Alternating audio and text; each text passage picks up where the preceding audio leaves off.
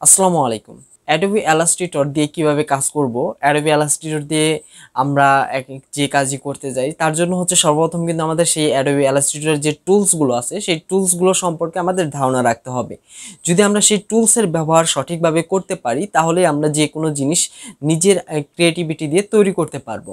তো Adobe Illustrator এর মাধ্যমে কিন্তু আমরা সব ধরনের গ্রাফিক্স ডিজাইনের যত কাজ আছে সবকিছু কিন্তু আমরা Adobe Illustrator এর মাধ্যমে করতে পারি। Adobe Illustrator এর মাধ্যমে করলে একটা জিনিস হচ্ছে এটার মধ্যে একটি সুবিধা হচ্ছে আপনি প্রতিটা কাজকেই জুম করতে পারবেন, অনেক জুম করতে পারবেন, প্রতিটি কাজে হচ্ছে ভেক্টর আকারে রাখতে পারবেন।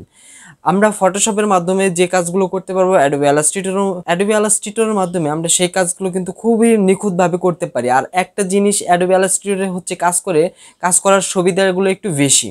তো Adobe Illustrator আজকে হচ্ছে আমাদের প্রথম পর্ব। তো আমরা এই প্রথম পর্বের মধ্যে Adobe Illustrator কিভাবে ওপেন করবেন, Adobe Illustrator এর উপরে সাইডে বামে ডানে যা আছে এগুলো সম্পর্কে শুধু পরিচিতি সম্পর্কে আজকে জানবো।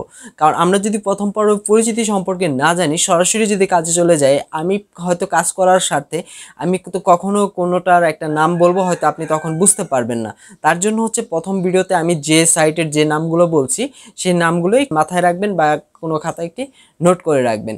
হয়তো আমি যখন কাজ করব আমি কোন সাইড থেকে কোন সাইডে যাচ্ছি তখন সেই কথাগুলো বললে তখন হয়তো আপনি সেই জিনিসগুলো বুঝতে সুবিধা হবে আপনার। Adobe Illustrator 2017 সেটা আমি ইউজ করছি বর্তমানে। তো এখন আরো আপডেট ভার্সন চলে এসেছে, আপনারা চাইলে সেগুলো ডাউনলোড করে চালাতে পারেন। তো এত কথা বলবো না, যাওয়া যাক।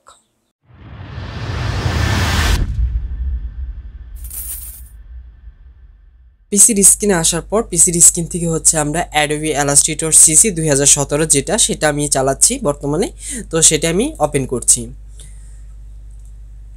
তো সেটা ওপেন হতে একটু সময় লাগবে, কারণ এটা আমার পিসি বা আপনি আদার্সে আপনার পিসিতেও একটু সময় লাগবে। তো এখানে ভয় পাওয়ার কিছু নেই।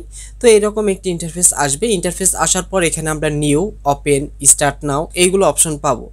এগুলো অপশন হচ্ছে নিউ যদি আমরা ক্লিক করি মানে নতুন ডকুমেন্ট বা নতুন একটি ডকুমেন্টের কাজ করতে চাইলে আমরা নিউয়ে ক্লিক করব, বা স্টার্ট নিউ এটাই ক্লিক করব।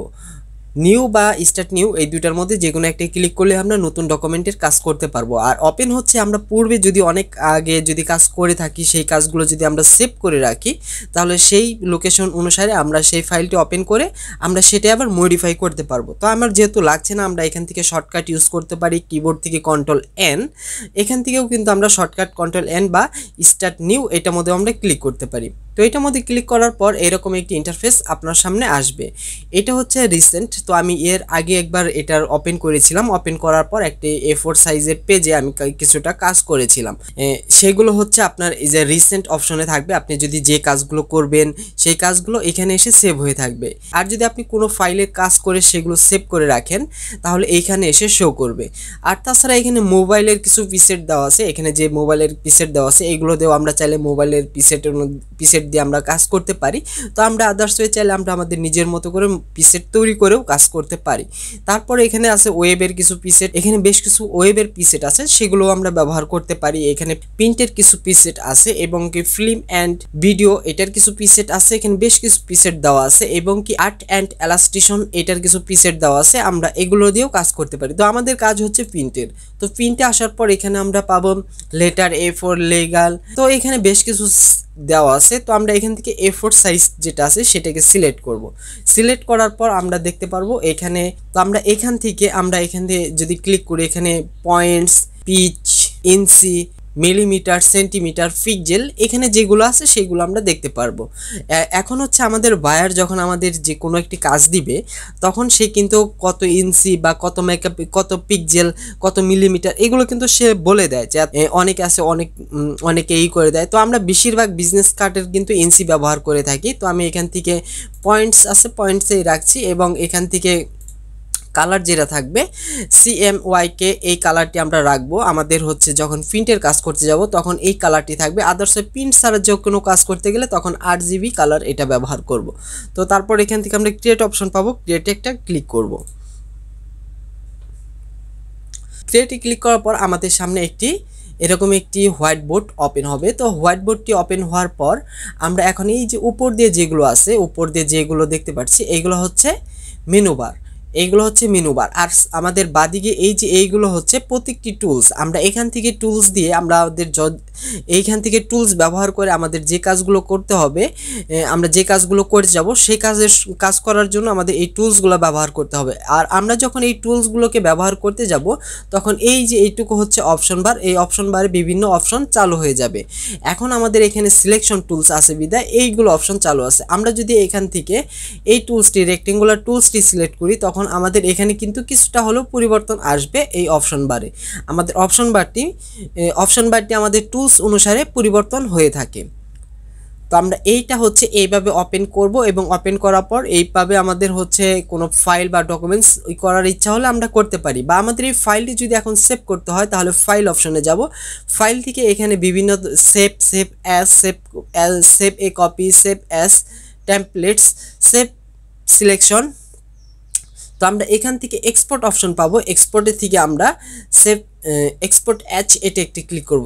এটাই ক্লিক করার পর আমরা ডেস্কটপে রাখছি। ডেস্কটপে রাখার পর এটার নাম দিচ্ছি টেস্ট লিখে আমরা এটা এক্সপোর্ট করে দিচ্ছি। এক্সপোর্ট করার পর এরকম একটা অপশন চালু হবে। এখন যেরকম আছে আমরা সেরকমই রাখছি। এটা পিএনজি আকারে থাকবে বা আমরা জেপিজি চাইলে আমরা জেপিজি রাখতে পারি। তো আমরা এখান থেকে পিএনজি এটাই রাখছি, এটা ওকে করে দিচ্ছি। তো এইটা কিন্তু আমাদের ফাইল এই যে এখানে এসে সেভ হয়ে আছে। আমরা চাইলে এখন কিন্তু ইলাস্ট্রেটরে এটা আবার ওপেন করে নিতে পারি। ওপেন দেখেন, এটা কিন্তু আবার ওপেন হয়ে গেল। এখন কিন্তু আমরা এটা ওপেন করতে পারলাম। তো আমরা চাইলে আমরা যে কোনো ফাইল খুব সুন্দরভাবে সেভ করতে পারি। তো আমাদের যেহেতু এটি কোনো কাজ করছি না, এটা আমরা জাস্ট হচ্ছে আজকে অ্যাডোবি ইলাস্ট্রেটর সম্পর্কে পরিচিতি ধারণা নিচ্ছি। তো আমরা নেক্সট পর্ব থেকে এটাতে কীভাবে কাজ বা আমরা কীভাবে কী করব, একটা লোগো কীভাবে ডিজাইন করব, বিজনেস কার্ড কীভাবে ডিজাইন করব, আরও হাবিজাবি মানে গ্রাফিক্স ডিজাইনের আন্ডারে যত যা আছে সব কিছু নিয়ে আমরা বিস্তারিত ধীরে ধীরে আলোচনা করব। তো আজকে হচ্ছে অ্যাডোবি ইলাস্ট্রেটর পরিচিতি সম্পর্কে ধারণা দিলাম যে অ্যাডোবি ইলাস্ট্রেটর আমাদের হচ্ছে কিভাবে ওপেন করতে হবে, কিভাবে একটি ডকুমেন্ট নিতে হবে, কিভাবে আমরা শেপ মেপ নিয়ে কাজ করব এবং যে টুলসগুলো আছে টুলসগুলো নিয়ে কীভাবে কাজ করব সেগুলো নিয়ে আমরা নেক্সট ভিডিওতে কথা বলবো। নেক্সট ভিডিওতে আমরা দিতে থাকবো ধাপে ধাপে এবং কি এগুলো নিয়ে আমরা বেসিক থেকে অ্যাডভান্স লেভেলের সকল কাজগুলোই করব। একটা হচ্ছে বিজনেস কার্ড কীভাবে তৈরি করব বা একটা লোগো কীভাবে তৈরি করব, অ্যাকচুয়ালি হচ্ছে গ্রাফিক্স ডিজাইনের আন্ডারে যা যা আছে সব কিছুই করে আমরা দেখাবো ধীরে ধীরে। তো আমাদের সাথে থাকুন আর আপনি নিজেও বেশি বেশি প্র্যাকটিস করুন। তো ভালো থাকবেন, সুস্থ থাকবেন, দেখা হবে আগামী ভিডিওতে। আল্লাহ হাফেজ।